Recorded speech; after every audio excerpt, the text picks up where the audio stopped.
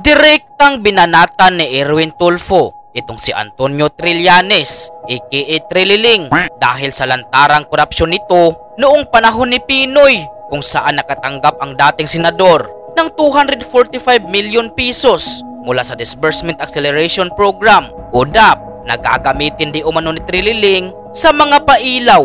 Subalit ang sinasabing pailaw ni Trililing ay ghost lights pala dahil hindi ito makita hanggang sa kasalukuyan. Noong panahon ni Pinoy, nakatanggap si Senador Trillanes ng mahigit 200 milyong pisong pondo, 245. Mula sa Disbursement Acceleration Program ni Pinoy at Butchabad, 245 million. Alam niyo kung saan ginasta ni Trillanes yung 245? Ay, ginasta niya sa mga project sa hangin. Diyos! Wala akong pinatunguhan yung 245. Ang tanong ng Presidential Anti-Corruption Commission, saan mo raw ginasta ito, Senador Trillanes? Pakipaliwanag. Yung sinasabi mo na ilan sa mga ito ay para sa pailaw, hindi po makita hanggang sa mga oras na ito ng mga auditors ng Commission on Audit. Saan mo raw ginasta yung 245 million?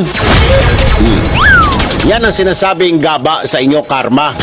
Salita kayo ng salita, turo kayo ng turo, turo kayo ng turo, ganito, ganon, ha? Sasabihin nyo 245. Ako naman ang magtatanong sa'yo.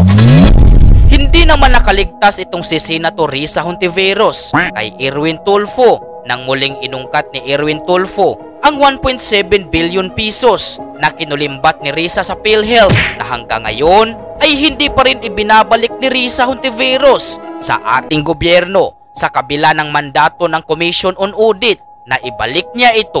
Kaya dagdag pa ni Erwin Tulfo na pasalamat itong si Trililing at Risa na walang death penalty sa Pilipinas dahil kung nagkataon, ang dalawang ito ang masasampulan sa hanay ng mga politiko. Pasalamat ka! Pasalamat kayo ni Senador Hontiveros, walang death penalty. Kasi narinig ko yan nung nasa pinatawag kami sa Senado. Pasalamat kayo, Senador Trillanes at Senadora Hontiveros, walang death penalty. Ibabalik ko. Si Senador Hontiveros, yung 1.7 billion na PhilHealth. O ikaw, Senador Trillanes, 245. Ang plunder, Senador Trillanes, ay 60 million. 60 ba? 50? 60 million. 245 ito, Senador Trillanes. Madami-dami itong plunder na ito. Ay hindi makita ng hindi po makita ng Presidential Anti-Corruption Commission.